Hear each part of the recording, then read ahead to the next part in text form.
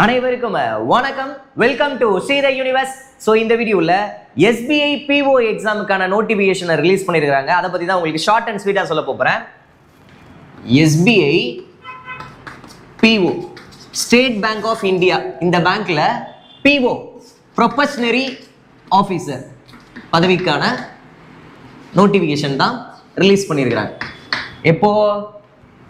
December 26 release பண்ணியிருக்கிறாங்க. Vacancy எவ்வளோ?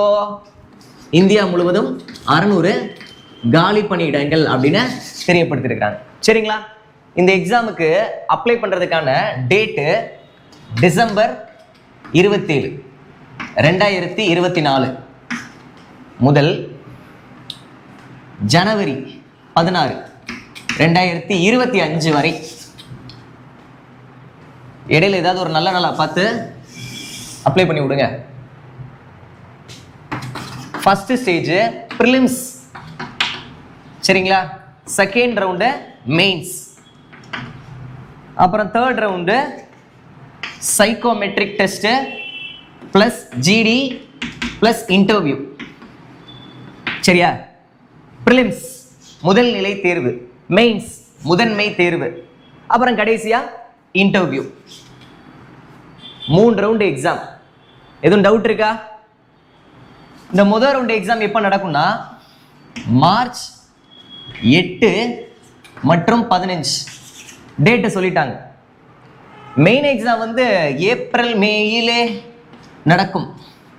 அதுக்கப்புறமா இந்த ப்ராசஸ். ஓகே தானே? எதுவும் டவுட் இல்லையே? எப்படி அப்ளை பண்ணுறது? ஸ்க்ரீனில் உங்களுக்கு அப்ளை பண்ணுறதுக்கான லிங்க்கு இமேஜாக தான் வரும். அதை அப்படியே போய் கூகுளில் டைப் பண்ணி நீங்கள் என்ன பண்ணுறீங்கன்னா அந்த பேஜுக்குள்ளே போயிட்டு அப்ளை பண்ணிடுங்க. சரி, இல்லை ப்ரௌஸ் சென்டரில் போனீங்கன்னா அவங்களே அப்ளை பண்ணி கொடுத்துருவாங்க. வீட்லேயே உட்காந்துட்டு அப்ளை பண்ணிங்கன்னா கவனமாக. சரி, ஓகே. ப்ரிலிம்ஸ் எக்ஸாம் அப்படின்னு சொல்கிறாங்க இல்லையா, அதனுடைய பேட்டர்ன் என்னன்னு பார்க்கலாம். அதுக்கு முன்னாடி ரொம்ப முக்கியமான ஒரு விஷயம் மறந்துட்டேன் பார்த்தீங்களா? ஏஜ் யாரெல்லாம் இந்த எக்ஸாமுக்கு அப்ளை பண்ணலாம்? 21 வயசுலேருந்து 30 வயசுக்குள்ளே இருக்கிற எல்லாருமே அப்ளை பண்ணலாம். ஏஜ் ரிலாக்ஸேஷன் கொடுத்துருக்குறாங்க. SC ST கேட்டகரியில் இருக்கிறவங்களுக்கு 5 இயர்ஸ் ஏஜ் ரிலாக்ஸேஷன், 35 வரையும் இருக்கிறவங்க எழுதலாம். OBC கேட்டகரியில் இருக்கிறவங்க 3 வருஷம் ஏஜ் ரிலாக்ஸேஷன், 33 வரையும். சரியா? அப்புறம் ex service man extra age ரிலாக்ஸேஷன்லாம் கொடுக்குறாங்க. எனி டிகிரி முடிச்சிருக்கணும். எஜுகேஷனல் குவாலிஃபிகேஷன், எனி டிகிரி, எந்த டிகிரி முடிச்சிருந்தாலும் இந்த எக்ஸாமுக்கு அப்ளை பண்ணி எழுதலாம். யார் அப்ளை பண்ண முடியாதுன்றத சொல்லிடுறேன். 1ஆம் தேதி 4வது மாதம் 2003க்கு அப்புறம் பிறந்தவங்க அப்ளை பண்ண முடியாது. அதே மாதிரி 2ஆம் தேதி 4வது மாதம் 1994க்கு முன்னாடி ஏழிரா பிறந்தவங்க அப்ளை பண்ண முடியாது. சரியா? எதுவும் டவுட் இல்லையே?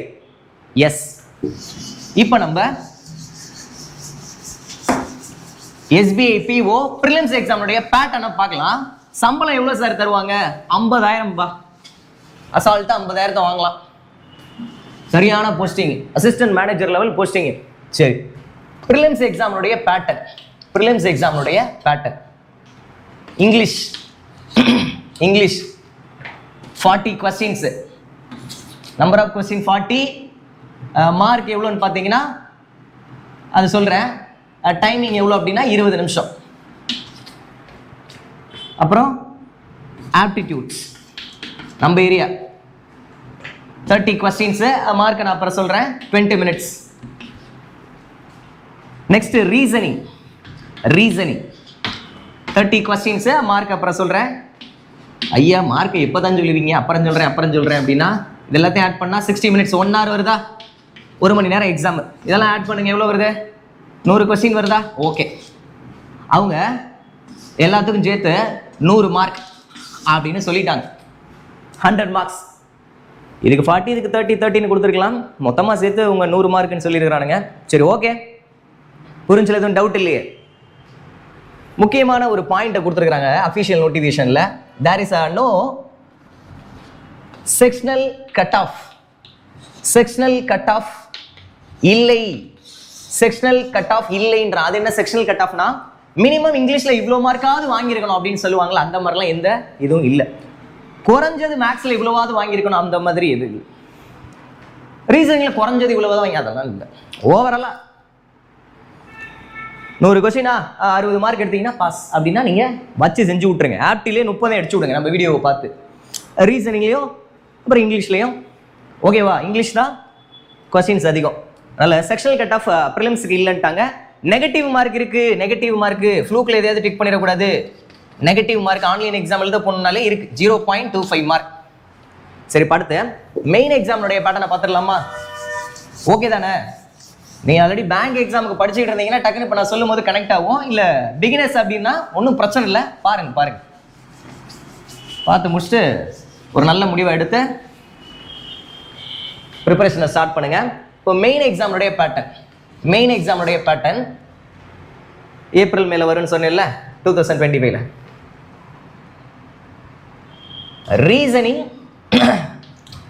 ரீசனிங் அண்டு கம்ப்யூட்டர் ஆப்டிடியூட் அப்படின்னு சொல்லுவாங்க. ஆனால் ரீசனிங்ல இருந்து கேட்பாங்க maximum. Reasoning and computer aptitude 40 questions. Marks எவ்வளோனா 60 மார்க்ஸ். டியூரேஷன் டைமிங் பார்த்தீங்கன்னா 50 மினிட்ஸ். ஓகேவா? Yes. Next data analysis and interpretation. அதாவது ஆப்டிடியூட் அதை தான் அப்படி கொடுத்துருக்குறாங்க. 30 கொஸ்டின்ஸ் 60 மார்க்ஸ். டைமிங் பார்த்தீங்கன்னா 3/4 மணி நேரம் 45 மினிட்ஸ். ஓகேவா? எஸ். அடுத்து வருது பாருங்க, செம்மையான ஒரு செக்ஷனு.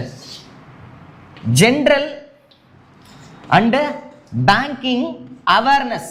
இதில் தான் நம்ம புலி. நம்ம கிட்ட பேங்கிங் அவேர்னஸ் தாறுமாறா வீடியோஸ் எடுத்து வச்சிருக்கிறேன். வேணும்னா வாங்கி படிச்சு எக்ஸாம்ல பாஸ் பண்ணிருங்க. எவ்வளோ கொஸ்டின் சார் இதுல இருந்து கேட்குறாங்க? 60 கொஸ்டின்ஸுங்க. பார்த்தீங்களா? ஸ்டாட்டிக், ஜிகே, கரண்ட் அஃபேர்ஸ் எல்லாம் சேர்ந்தது.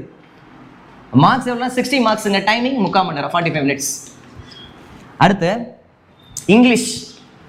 இங்கிலீஷ்ன்ற செக்ஷன்ல 40 கொஸ்டின்ஸு 20 மார்க்ஸு 40 மினிட்ஸ். ஓவராலாக கவுண்ட் பண்ண எவ்வளோ வருது? 170 கொஸ்டின்ஸ். மார்க் எவ்வளோன்னு பாருங்க, 200 மார்க்ஸ். டைமிங் எவ்வளோன்னு பாருங்க, 180 நிமிஷம். அதான் 3 மணி நேரம். ஒரு முழு படத்தை பார்த்தோன்னா கூட 2.5 மணி நேரத்தில் முடிச்சிடலாம். எக்ஸ்ட்ரா ஒரு 1/2 மணி நேரம் பாருங்க. 3 மணி நேரம் வச்சு செய்கிறானுங்க. நம்ம வச்சு செஞ்சு விட்டு வந்துடணும் எக்ஸாமை. சரியா? இது போக டிஸ்கிரிப்டிவ் அப்படின்னு சொல்லி இருக்குங்க. டிஸ்கிரிப்டிவ் இதுக்கு வந்து ஒரு 50 மார்க் தருவாங்க. 1/2 மணி நேரம் கொடுத்து 30 மினிட்ஸ். இது முடிச்சுட்டு அடுத்து இருக்கும் டிஸ்கிரிப்டிவ். இதோட சேர்த்து எழுதுவீங்க. அன்னைக்கு எழுதிடுவீங்க. 3 மணி நேரம் முடிக்கிறீங்கன்னா அடுத்து ஒரு 30 மினிட்ஸ்க்கு டிஸ்கிரிப்டிவ்னா எஸ்ஏ, லெட்டர் ரைட்டிங், இதுதான் இருக்கும் முன்னாடி. இப்போ ஏதோ புதுசாக கம்யூனிகேஷன் அப்படின்னு சொல்கிறாங்க. ஜஸ்ட் நியூஸ் பேப்பர் ரீட் பண்ணுறீங்களா போதுமே. அதை வச்சு அங்கே கம்ப்யூட்டரில் அவங்க என்ன கொடுக்குறாங்களோ அதுக்கு தகுந்த மாதிரி நம்ம டைப் பண்ணி விட வேண்டியதுதான். சரியா? அதெல்லாம் ஒன்றும் அதுக்கெலாம் ரொம்பலாம் ப்ரிப்பேர் ஆகணும்னு தேவையில்லை. டெய்லி பேப்பர் படிக்கிறீங்க, நாலேஜ் இருந்ததுன்னா ஈஸியாக பண்ணிடலாம். ரொம்பலாம் பதட்டப்படாதீங்க. நம்ம எழுதுறது தான் டிஸ்கிரிப்டிவ். அவங்க கிடக்குறானுங்க, விடுங்க. சரி, ஓகே, இதெல்லாம் முடிச்சிட்டோம் சார். நெக்ஸ்ட் என்ன சார்? அடுத்து சைக்கோமெட்ரிக் டெஸ்ட். பேரை கேட்கும் போதே ஒரு மாதிரியா இருக்கே சார், பயமா இருக்கே. அதெல்லாம் ஒன்றும் இல்லை, சாஃப்ட் ஸ்கில் தான் சைக்கோமெட்ரிக் டெஸ்ட். சரியா? பயப்படாதீங்க. சைக்கோன்னும் போதே ஒரு மாதிரி இருக்கு. சாஃப்ட் ஸ்கில் வேற ஒன்றும் இல்லை. சாஃப்ட் ஸ்கில்லா அது ஒன்றும் இல்லை. இப்போ உங்களுடைய கம்யூனிகேஷனு, பர்சனாலிட்டி டெவலப்மெண்ட்டு, சுச்சுவேஷனை எப்படி ஹேண்டில் பண்ணுறீங்க, ஒரு ப்ராப்ளத்தை எப்படி சால்வ் பண்ணுறீங்க, அந்த மாதிரியான டெஸ்ட். அதெல்லாம் அடித்து வேறு லெவல் பண்ணலாம். அதெல்லாம் ஒன்றும் பிரச்சனை இல்லை. நீங்கள் ஒரு டிசிப்ளினான ஸ்கில்டு பர்சன் தானே, பயப்படாதீங்க. திறமையான ஒரு ஆள் தானே, ஓகே. டீசெண்டாக எப்படி ஒரு விஷயத்தை அணுகுவீங்க, அந்த ஓரளவுக்கு இந்த பேசிக் ஸ்கில் இருந்தாலும் இப்போ இந்த சைக்கோமெட்ரிக் டெஸ்ட்லாம் அடித்து தூள் கலப்பிடலாம். சாஃப்ட் ஸ்கில் தான், வேறு ஒன்றும் இல்லை. அப்புறம் குரூப் டிஸ்கஷன்ப்பா, நமக்கு சொல்லவா வேணும்? யா அந்த மாதிரி வேறு லெவல் பண்ணிடலாம். ப்ளஸ் இன்டர்வியூலாம் நம்ம பேசுறது தான். அதனால சும்மா இதையா பேசக்கூடாது. கொஞ்சம் அவங்க கேட்குற கொஸ்டினுக்கு ரிலவெண்ட்டாக பதில் சொல்லணும். சரியா? Tell me about your self. என்னை பற்றி நான் சொல்கிறத விட வேற யாட்டாவது கேளுங்க, பிரமாதமாக சொல்லுவாங்க. அப்படிலாம் சொல்லிடக்கூடாது. உங்களை பற்றி நீங்கள் தான் டிஸ்கிரைப் பண்ணணும். டெல் மீ அபவுட் யுவர் செல்ஃப்னு காலங்காலமாக கேட்டுக்கிட்டு இருக்காங்க. அப்போ நம்ம வந்து அதுக்கு ப்ரிப்பேர் ஆகி நச்சுன்னு நறுக்குன்னு சொல்லணும். அப்புறம் அந்த பேங்கிங் அவேர்னஸ்லேருந்து கொஸ்டின் கேட்பாங்க, கரண்ட் அஃபேர்ஸ்லேருந்து கேட்பாங்க. அவ்வளவுதான். இன்டர்வியூலாம் பார்த்து பயப்படாதீங்க, சிம்பிள். இவ்வளோதான்ப்பா.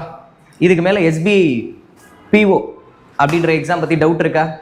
இல்லை, டிகிரி முடிச்சிருந்தா தாராளமாக அப்ளை பண்ணி எழுதலாம். ஓகே கைஸ், எஸ்பிஐ பிஓ எக்ஸாமுக்கான நோட்டிஃபிகேஷனை ரிலீஸ் பண்ணியிருந்தாங்க. உங்களுக்கு என்னென்னலாம் தேவையோ அதை மட்டும் சொல்லியிருக்கிறேன். பயப்படாதீங்க.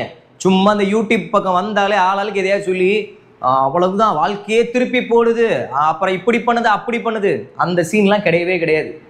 சரிங்களா? திறமையை வளர்த்துக்குங்க, எக்ஸாமுக்கு போய் எழுதுங்க. வெற்றியோ தோல்வியோ முயற்சி பண்ணோம் அப்படின்னு இருக்கணும். அதை விட்டுவிட்டு கவர்மெண்ட் வேலை நமக்கு கிடைக்குமா கிடைக்காதா, காசு கொடுத்தா கவர்மெண்ட் வேலை கிடைக்கும்னு சொல்கிறாங்களே, யார்கிட்ட போய் காசு கொடுக்க? கடைசியில் ஏதாவது கோச்சிங் சென்டரில் போய் பல்காக கொடுத்துட்டு அங்கே சரியாக சொல்லித்தரலன்ட்டு நம்மக்கிட்ட வராங்க. சார் நீங்கள் நல்லா சொல்லி கொடுக்குறீங்க, எங்களுக்கு எப்படியாவது மேக்ஸை மட்டும் ஏன் ஃபுல் கோர்ஸே சொல்லித்தரேன், வாங்க பெஸ்ட்டாக பண்ணி விட்ருவோம். சரி, ஓகே. அடுத்து ஒரு இன்ட்ரெஸ்டிங்கான தரமான யூஸ்ஃபுல்லான கண்டனோட நான் உங்களை சந்திக்கிறேன். நன்றி, வணக்கம்.